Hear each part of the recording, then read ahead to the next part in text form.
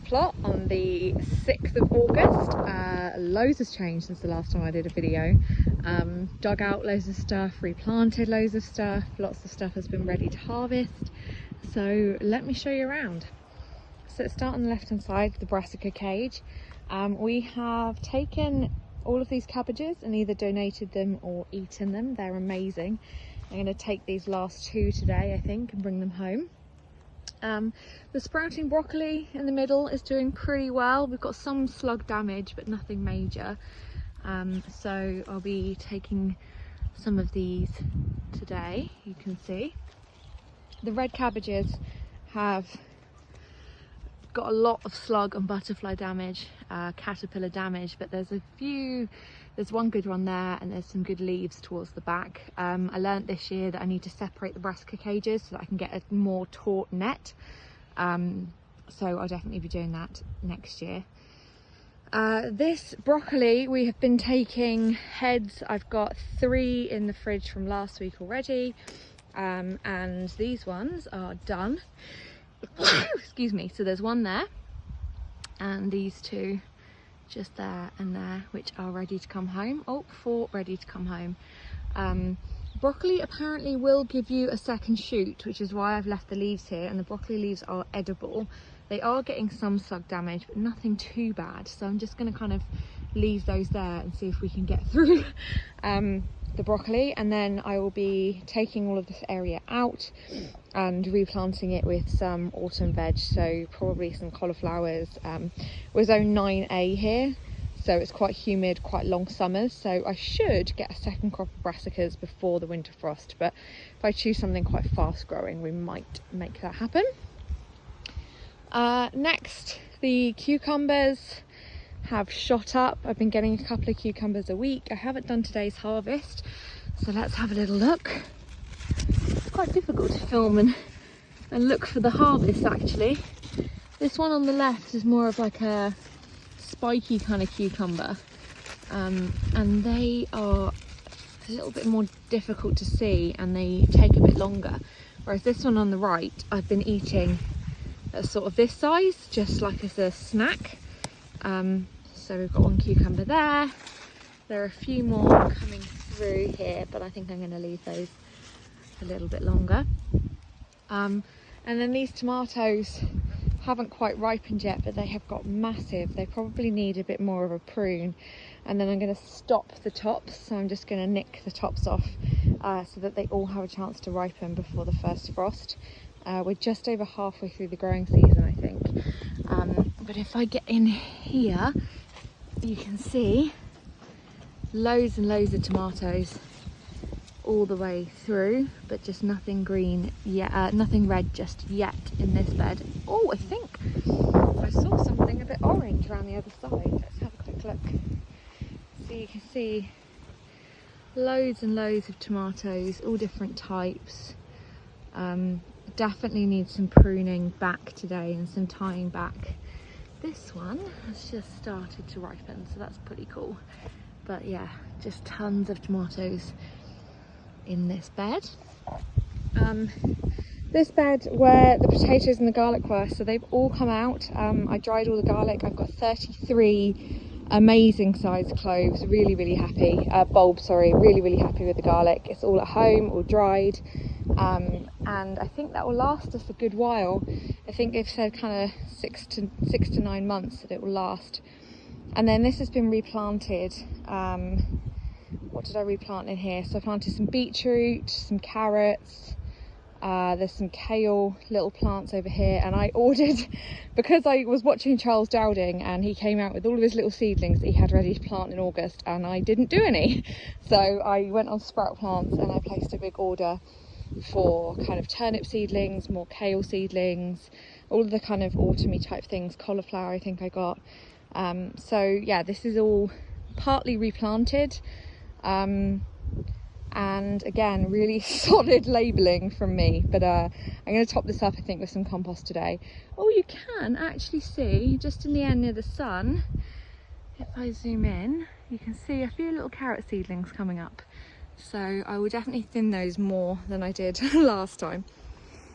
This bed here gets a lot more sun, this tomato bed, so it has been ripening a bit more. So I've got these 2 bush tomatoes in these little troughs, and then lots of tomatoes here, and we've got some which are ripe. Some of them are splitting just where the weather has been really temperamental, so I'm just gonna gather these up today and see what I've got. All different varieties. I think these are pink bumblebee. Yeah, really nice. And these 2 little ones, I'm not sure what these are. Again, solid labelling work this year. But yeah, getting your own tomatoes, I don't like them kind of as they are, but I've been putting them in salads and couscous and stuff. They are amazing. Let's just have a little look around here, and there are some more ripe. Let's just take some of those home today, and you can see these really nice, and they smell amazing. So yeah, this is the tomato bed. And then this mess bed, I've been getting some kale, lots of slug damage here. And this is the last of the onions. I've just been kind of harvesting them when they flop over.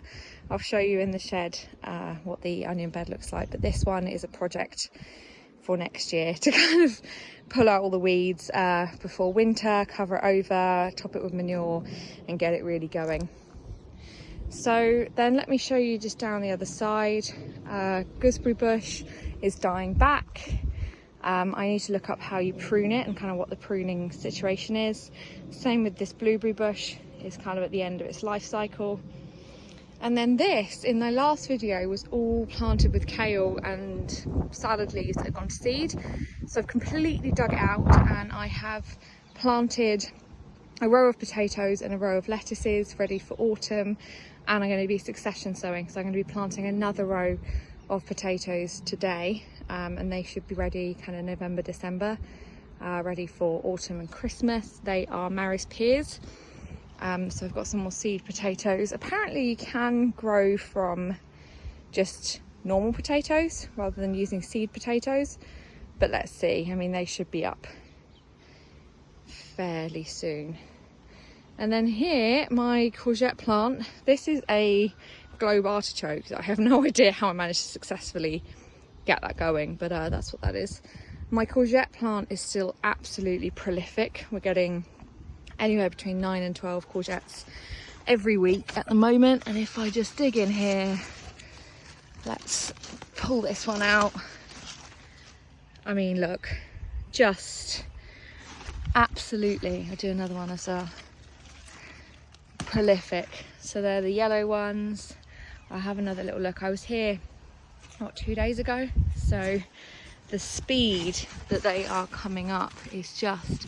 I haven't got any green ones today. The green ones have been a bit slower actually to kind of come through. There's a green one just there. But I'm sure when I have a good dig around here later, there will be even more. Let's take this one. So another yellow. And there's always one or two that you miss with courgettes. So yeah, that's my courgette plant. Got 3 so far today. I'm sure when I have a look there'll be more. And then beans. This is my French bean plant, which has started flowering, but I have not got any beans yet. If you have a look here, you can see the flowers, but no beans just yet. I need to take some weight off the top of this. And then my runner bean plant, which I have got more runner beans than I know what to do with. Look at this snail. Look at him, just eating the end of the leaves. And here, it's because it's been so wet recently. Can you see him?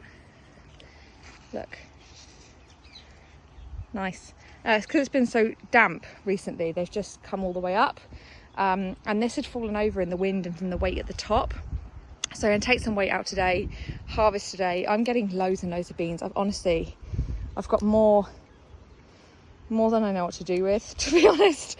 So I might be kind of freezing them and preserving them, but they're getting, yeah, I'm getting tons and tons of beans. So yeah, pretty happy with that. These are my tomato plants that grew from the compost and they are making some whopper tomatoes. which is pretty cool. Let me see, just show you. The only thing I want to show you now was the rest of the onion harvest. So still similar in that we're kind of using, you know, about half the plot so far in the first year. In winter, lots of big projects. I've trimmed back that kiwi tree. That looks a lot better than the last video. These things will be coming out next year in winter.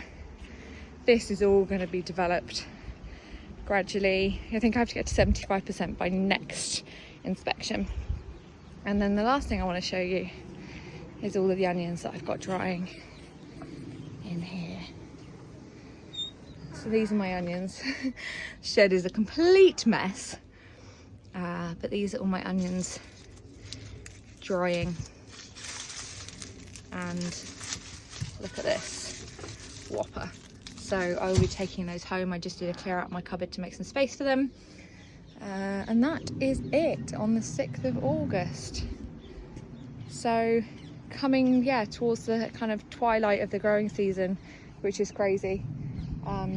See what else I can get out of it, see what my seedlings look like when they arrive, and we'll go from there. But I'm going to go finish the harvest and plant another row of potatoes.